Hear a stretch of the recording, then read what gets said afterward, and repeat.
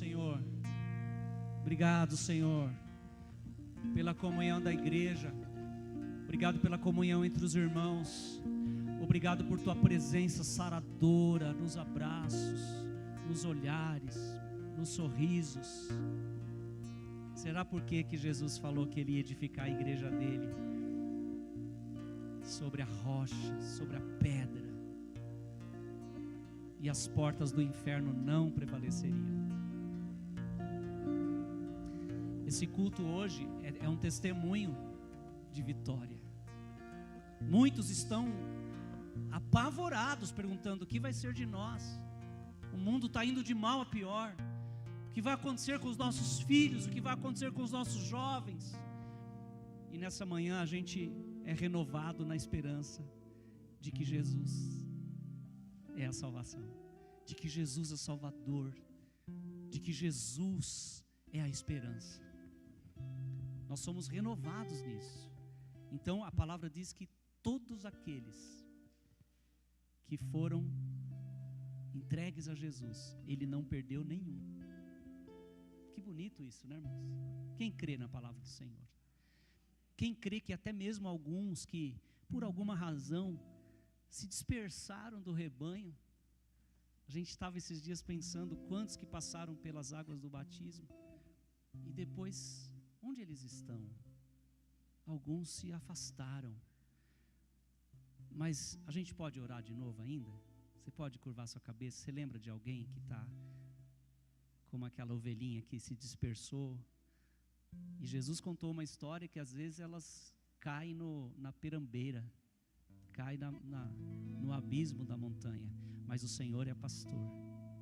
Ele tem um cajado, Ele tem uma vara com a ponta dobrada assim, que Ele puxa pela perna, coloca no ombro, sara as feridas e coloca de volta no aprisco. Senhor, nós oramos por todos aqueles que um dia experimentaram, por aqueles que um dia ouviram a mensagem, até se arrependeram de seus pecados, mas não conseguiram permanecer na comunhão junto com os outros irmãos e discípulos. Dá força, Senhor, onde eles estiverem, em nome de Jesus. Amém. Queria meditar com vocês Evangelho segundo São João, capítulo 3. Vamos ler a princípio os versos de 1 a 8.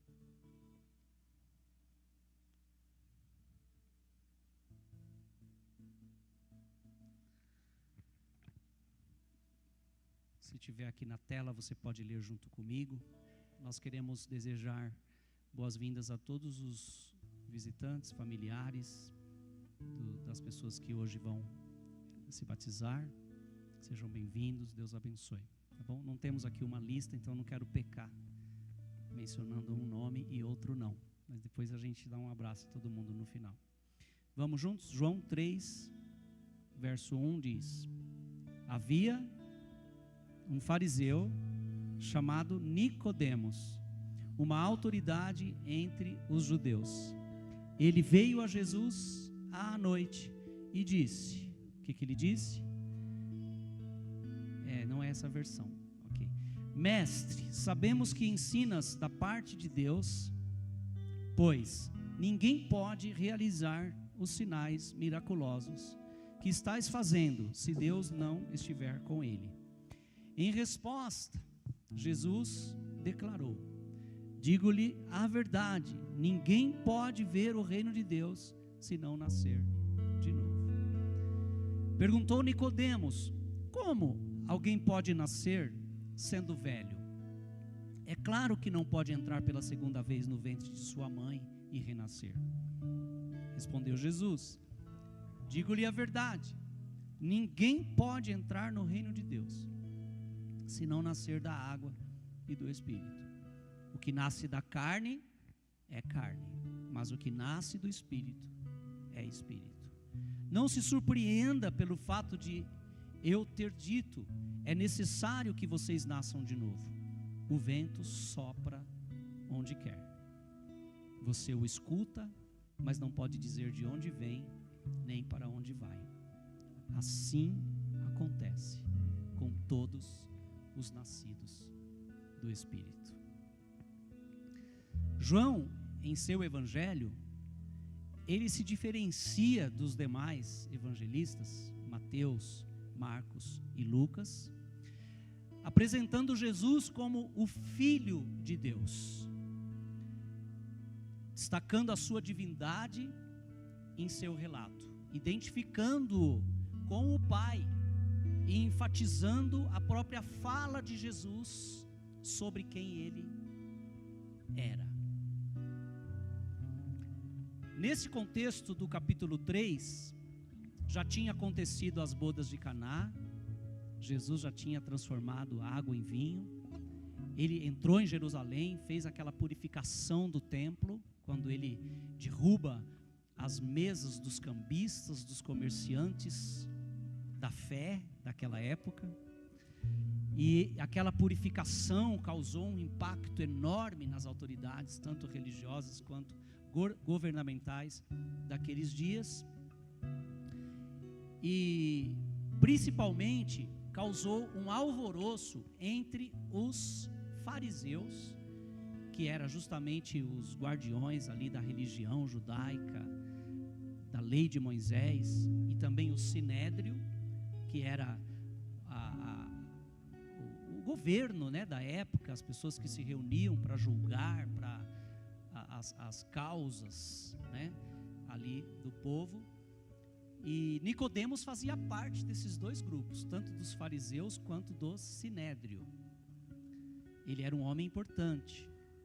E logo que ele percebe o movimento que se inicia com a presença de Jesus em Jerusalém, ele decide marcar uma audiência secreta com ele. Muito provavelmente temendo que, se ele falasse com Jesus em público, ele poderia comprometer o seu status social como um fariseu, um líder da religião judaica, e também por parte do próprio sinédrio ele poderia receber repreensões. Então, nesse encontro, nós estamos falando de um encontro. O texto diz: havia um fariseu chamado Nicodemos, verso 1, uma autoridade entre os judeus. Veja bem de quem a Escritura está falando.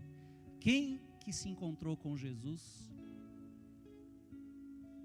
discretamente.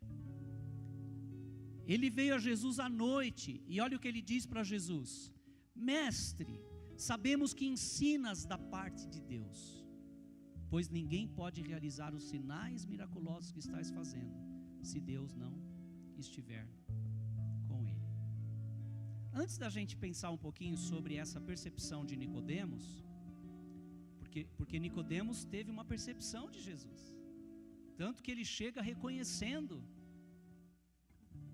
Jesus como um mestre vindo de Deus. Mas a gente precisa lembrar, pensar, refletir sobre quem era Nicodemos. Então, primeiro, Nicodemos era judeu, Nicodemos era um religioso, um líder, inclusive da religião. Ele ensinava, era um mestre entre os judeus, uma autoridade, podemos dizer, governamental, porque tinha uma influência muito grande, mesmo que o governo fosse romano naquela época.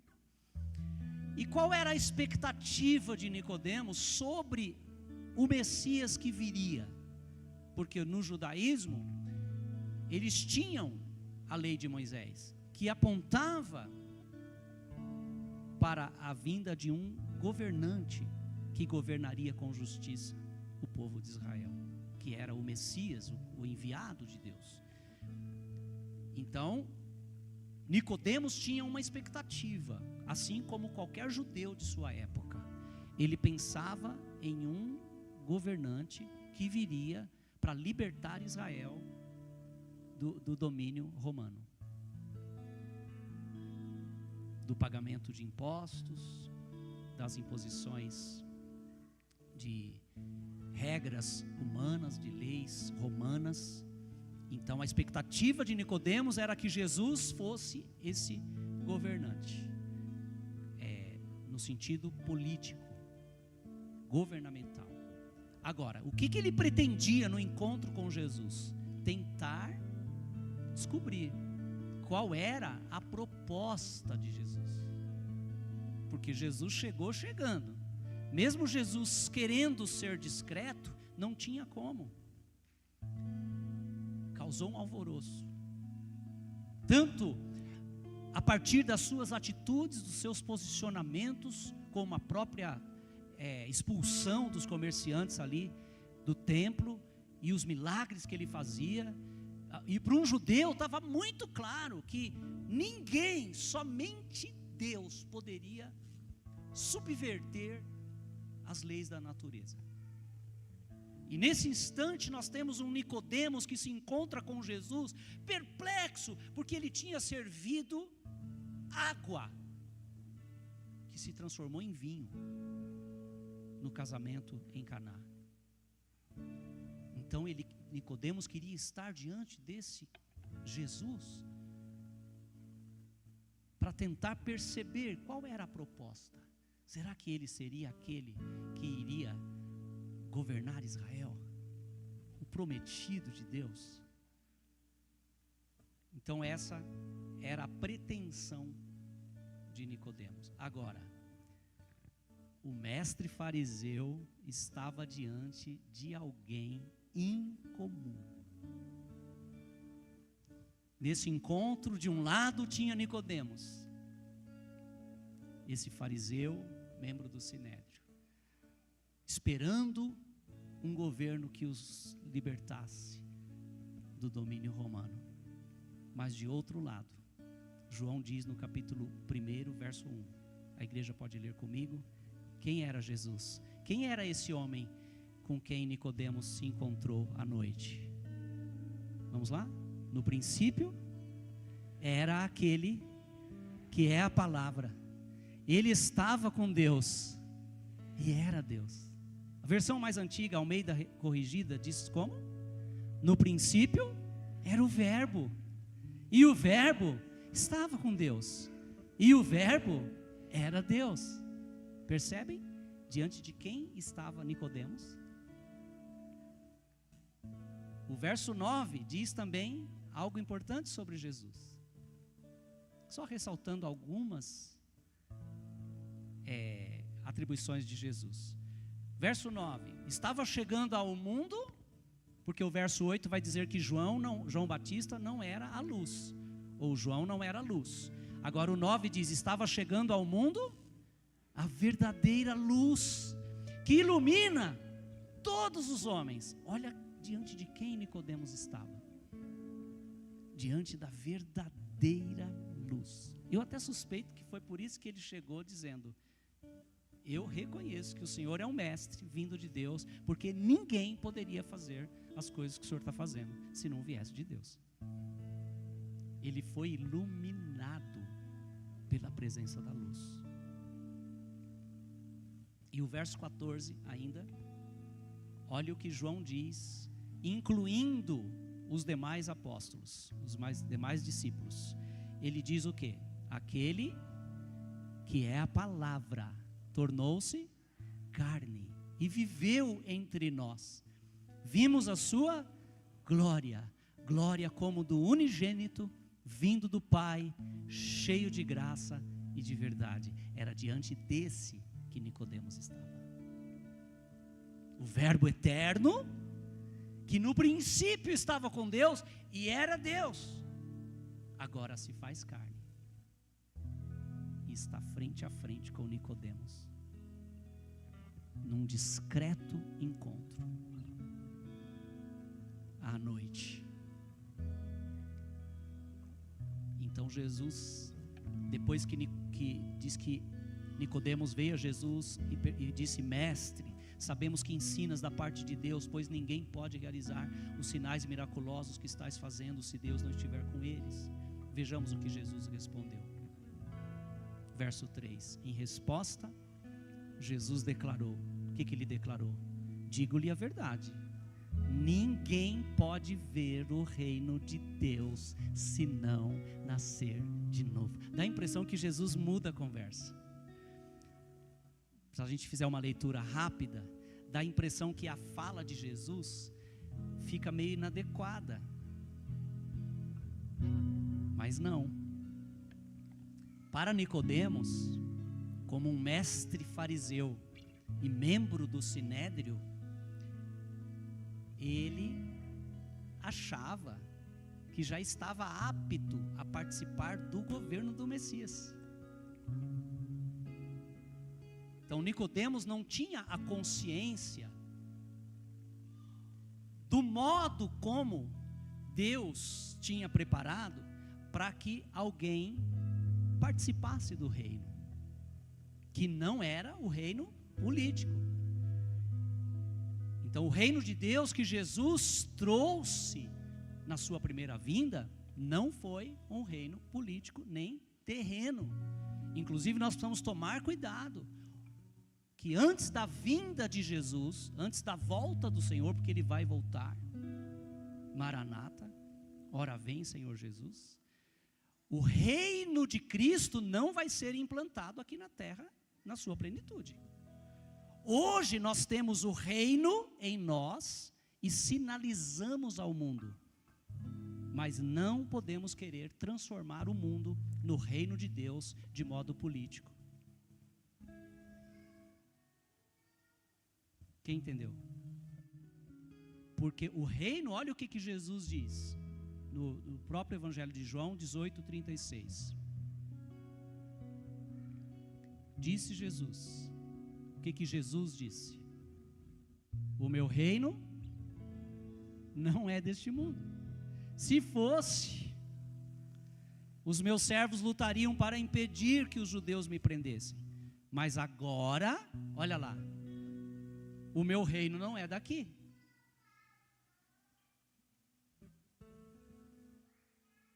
Então, aqui não se trata de espiritualização do reino de Deus. O reino de Deus está entre nós. Porque o reino de Deus não é comida, nem bebida, mas justiça, paz e alegria no Espírito Santo. Então Jesus veio trazendo o reino, mas não para implantar uma política para um mundo melhor.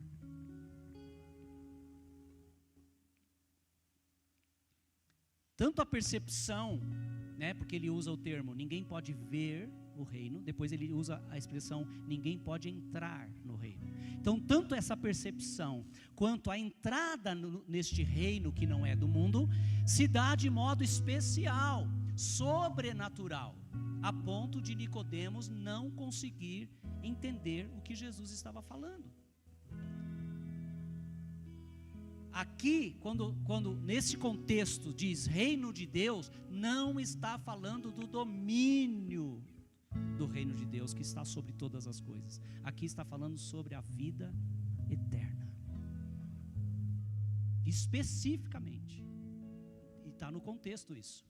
Olha o que Nicodemos pergunta, verso 4, voltando para João 3. Como alguém pode nascer sendo velho? Olha, a partir da perspectiva que Nicodemos tinha, para ele soou muito estranho Jesus falar, eu estou falando que o Senhor é o cara, que o Senhor é de Deus, o Senhor só pode ter vindo de Deus. Aí Jesus fala assim, então, eu quero dizer uma coisa, precisa nascer de novo. Que conversa é essa? Nicodemos não entendeu nada, e Nicodemos entendeu como uma criança imatura. Criança não entende tudo literalmente, quase, né? Até uma certa fase. Aí Nicodemos diz, como pode alguém nascer sendo velho? É claro que não pode entrar pela segunda vez no ventre de sua mãe e renascer. O que Jesus responde no verso 5? Digo-lhe a verdade, ninguém pode entrar no reino de Deus se não nascer da água e do Espírito. O que nasce da carne é carne, mas o que nasce do Espírito é Espírito. Aqui já está quebrando a questão de que simplesmente por ser judeu, ainda mais fariseu e do sinédrio, estava garantido já o reino. Não, o Senhor falou assim: não tem esse negócio de genealogia. Tanto que depois, no desdobramento do Evangelho, nós vemos que Israel não é mais os judeus. Na nova aliança, Israel, o Israel de Deus é a igreja, composta por judeus e gentios. Todos entraram pelo mesmo caminho, pela fé em Jesus. Então ninguém vai ser salvo só porque é judeu. Assim como ninguém vai ser salvo porque é fariseu, ou porque tem uma religião, ou porque participa do governo político. O que continua dizendo? Verso 6, já falei, né? O que nasce da carne é carne, mas o que nasce do Espírito é Espírito. Agora, se você quiser, pode ler comigo a partir do 7. Não se surpreenda, acho um dos textos mais lindos da Escritura. Não se surpreenda pelo fato de eu ter dito, é necessário que vocês nasçam de novo. A igreja leu 8 para nós. O vento sopra onde quer. Você o escuta, mas não pode dizer de onde vem, nem para onde vai. Assim acontece. Com quem? Com todos os nascidos do Espírito. Ou seja, o Senhor está falando o novo nascimento, que dá acesso ao reino. Como que entra no reino? Como que vê o reino? Só pelo novo nascimento. Isso, irmãos, é muito restrito. Essa historinha de que toda religião leva a Deus, todo caminho leva a Deus, isso é balela. Para o céu onde está o Criador, só Jesus é o caminho. O novo nascimento se dá de modo espiritual, pela ação do Espírito Santo no coração humano, quando iluminado pelo Evangelho. Nascer de novo é ser regenerado. A gente brinca, né? Tem pessoa que fala assim, chega lá no salão de beleza, no barbeiro, não sei onde, Pedrinho chega lá no barbeiro, eu quero ficar bonito. Aí o barbeiro fala assim, só nascendo de novo. E o que o barbeiro falou? Ele brincou? Não, fez brincadeira. Se eu estivesse lá, eu faria. Embora eu acho você lindo, mas só brincando. Alguém já viu alguém brincar assim? Só se nascer de novo. Eu brinco com a Elza, né? Ela deve estar em casa assistindo. E a gente assiste de vez em quando aquele negócio da moda lá que as pessoas passam por transformação. Aí tem pessoa, tadinha, que vai, aí muda tudo, aí no final vai sair para desfilar. Aí eu falo, uai, mas mudou o quê? Aí a Elza dá risada. Tem gente que é só mesmo nascendo de novo. Nascer de novo é ser regenerado, é dar um restart, é zerar e começar de novo. Porque com Deus é assim. Se um plano dá errado, Ele não fica insistindo naquilo, Ele faz coisas novas.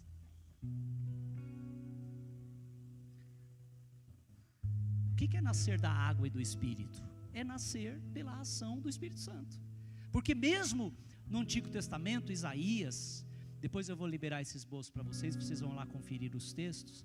Isaías, Ezequiel, vai dizer que Deus derramaria a água sobre o sedento. E ele está falando do Espírito Santo. A água é o próprio movimento de Deus na pessoa do Espírito Santo, que é Deus, que é o Espírito de Deus.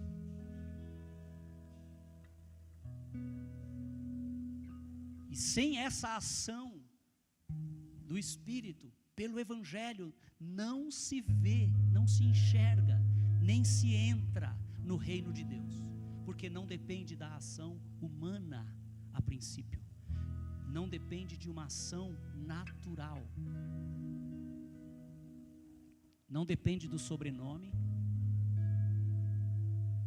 da sua genealogia, não depende do seu status social. Porque Nicodemos chega ali, ele era um cara grande. Ele diz que ele era respeitado entre os judeus. Para ser respeitado entre os judeus, do farisaísmo e do sinédrio e diante da sociedade, Nicodemos não era qualquer pessoa. Ele tinha um status social excelente. Era VIP, top. Mas isso não lhe deu a entrada no reino. Religião. Nicodemos era religioso. Ou denominação alguma. Eu sou de tal igreja. É um problema todo seu. A sua igreja não te salva. Você pode estar dentro de uma igreja até com uma intenção boa de seguir a Bíblia, mas se você não nascer de novo, por meio dessa ação do Espírito Santo, você não pode nem enxergar, nem entrar no reino de Deus. Nenhum outro meio de salvação. Debaixo do céu, nenhum outro nome é dado entre os homens, pelo qual havemos de ser salvos. Aí ele continua no verso 9, ele pergunta, como pode ser isso? Como esse negócio do vento soprar? Eu não vejo vento, mas o vento está agindo, e é assim que acontece o novo nascimento, é imperceptível, não dá para ver, tanto que quando alguém fala assim, né, eu quero me batizar, a pergunta da gente, por que a pessoa está falando isso? Como assim? Inclusive a nossa sala de batismo aqui, não é para forçar a pessoa, nem para tentar convencer, é para tentar dissuadir. Assim, olha, batismo não é uma brincadeira. Batismo não é algo que você se emocionou, achou bonito, vou me batizar, que bonitinho. Não, o batismo é para alguém que reconhece que está perdido, que é mau, que nasceu mal, e está separado de Deus, e que o único caminho é Jesus, e que se arrepende dos seus pecados. E o batismo é inclusive uma obediência de alguém que diz, sim, Senhor, eu rendo a minha vida ao Senhor. Disse Jesus, você é mestre em Israel e não entende essas coisas?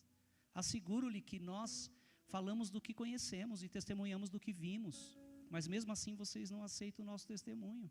Eu lhes falei de coisas terrenas, ele usou um exemplo muito simples, nascer de novo. Nicodemos ficou todo confuso. O 12 ele diz, eu lhes falei de coisas terrenas, vocês não creram. Como crerão se lhes falar de coisas celestiais? Aí ele começa a se declarar para Nicodemos, e ele diz, ninguém jamais subiu ao céu, a não ser aquele que veio do céu, o Filho do Homem. Da mesma forma como Moisés levantou a serpente no deserto, assim também é necessário que o Filho do Homem seja levantado. Para quê? Para quê? Para que todo o que nele crer tenha, olha o reino aí, é esse reino que ele está falando. E aí vem o texto clássico, 16, porque Deus tanto amou o mundo, que deu o seu Filho unigênito, para que todo o que nele crer não pereça, mas tenha a vida eterna. Agora Jesus proclamou o evangelho para Nicodemos.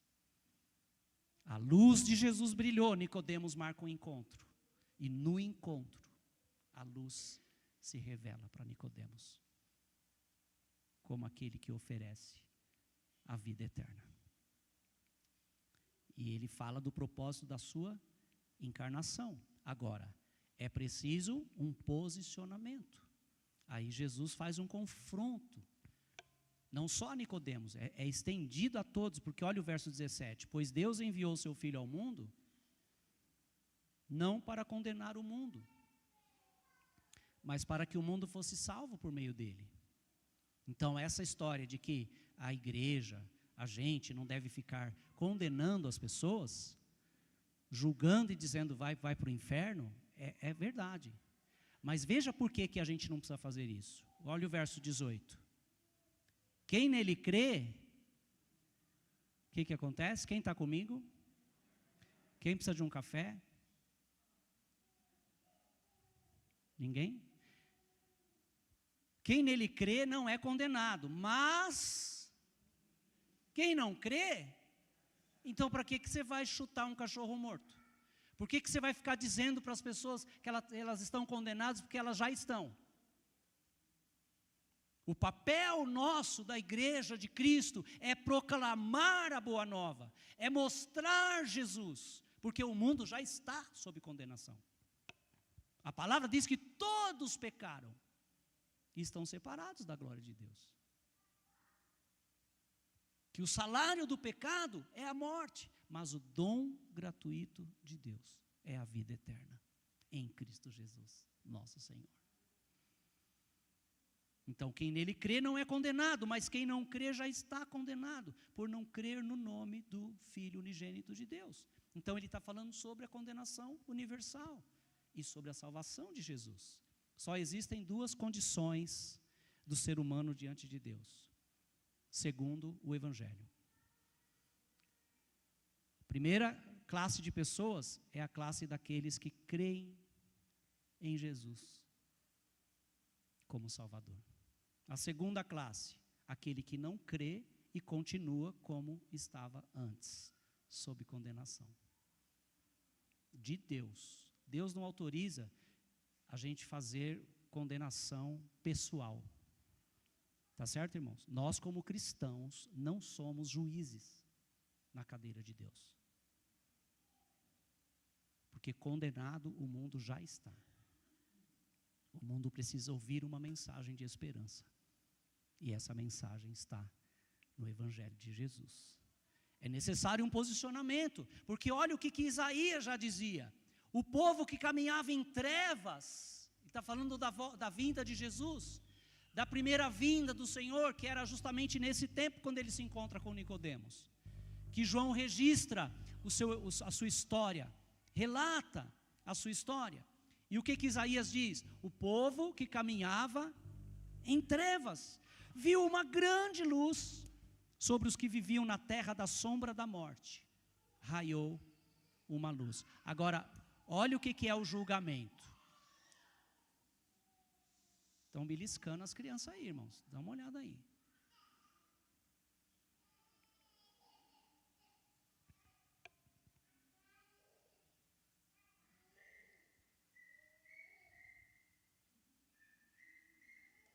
Isso não é o João não, né?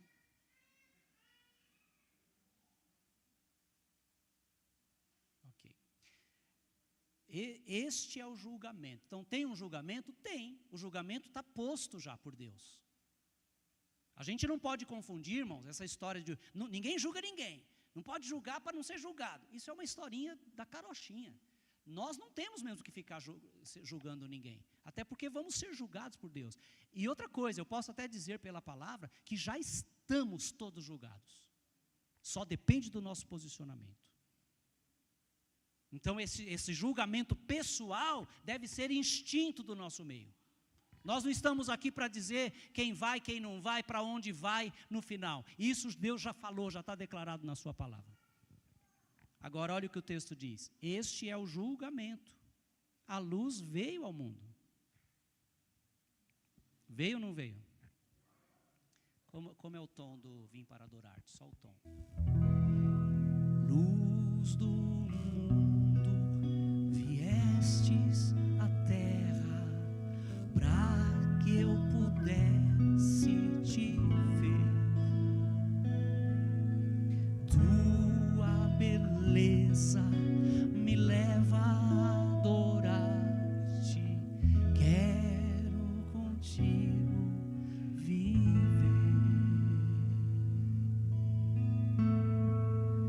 Vim para adorar-te, vim para prostrar, vim para dizer que és meu Deus, totalmente amável, totalmente digno, tão maravilhoso para mim. A luz veio ou não veio? Como é o nome da luz? Como é o nome da luz? Deixa eu dizer uma coisa, você é candeia do Senhor, por onde você passar, começa a iluminar. Você crê em Jesus, leva essa luz, por onde você passar. Ele disse, vocês são a luz do mundo, porque estamos nele. Olha lá, este é o julgamento, a luz veio ao mundo, mas o que aconteceu? Os homens amaram as trevas e não a luz. Por quê? Porque na luz aparece. O 20, quem pratica o mal, odeia a luz e não se aproxima da luz, temendo que as suas obras sejam manifestas. Mas olha o 21, mas quem pratica a verdade, vem para a luz, para que se veja claramente que as suas obras são realizadas por intermédio de Deus. Por isso que o evangelista Marcos, ele registra Jesus dizendo, vão pelo mundo todo, prega o evangelho, e ele diz, quem crer e for batizado, será salvo, mas quem não crer, será condenado. É a escolha. E o contexto de João que nós lemos, diz que já está condenado. Então não precisa chutar o cachorro morto.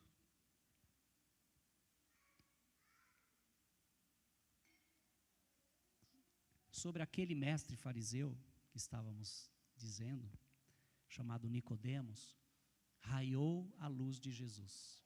E ele reconheceu, a princípio, que Jesus era enviado de Deus por causa das coisas que Jesus realizava. Lógico, não sabemos se Nicodemos de fato se converteu.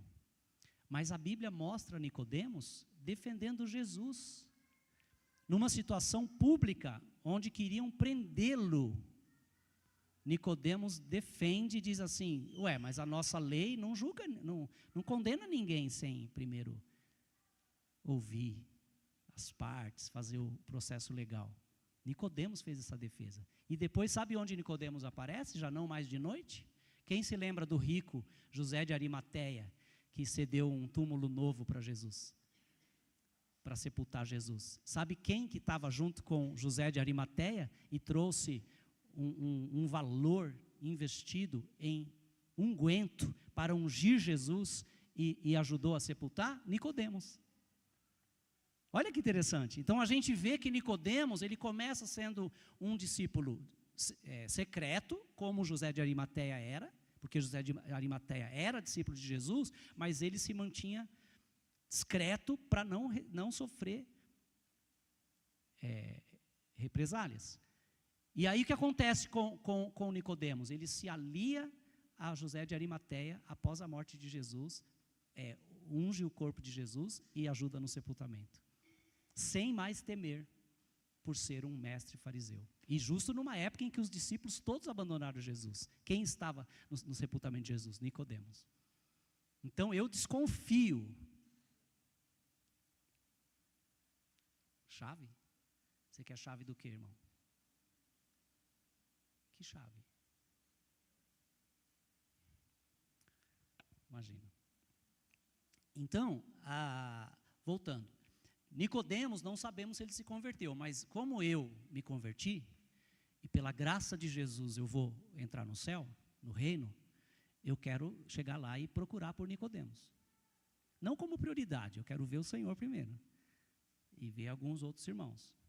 Mas eu quero encontrar. Já pensou chegar lá, está lá Nicodemos? Aí eu quero ouvir toda a história dele, como foi, né, se ele estiver lá. Que isso não cabe a nós decidir. Mas e nós? A pergunta que eu quero deixar concluindo aqui essa reflexão é, e nós? Diante da luz que recebemos, diante da luz que tem nos iluminado pela pregação, pela mensagem do Evangelho de Jesus, como temos nos posicionado? Temos amado mais as trevas ou a luz? Nós temos aqui hoje algumas pessoas que decidiram seguir a Jesus, dando testemunho público de sua fé pelo batismo. Mas eu quero orar pelas pessoas, por todos os que ouviram essa mensagem nessa manhã, por todos os que já ouviram de repente o Evangelho em outras situações.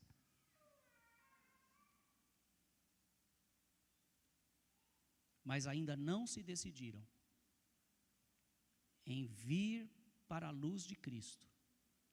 Inclusive meu conselho hoje aqui é que, se alguém deseja entregar sua vida a Jesus,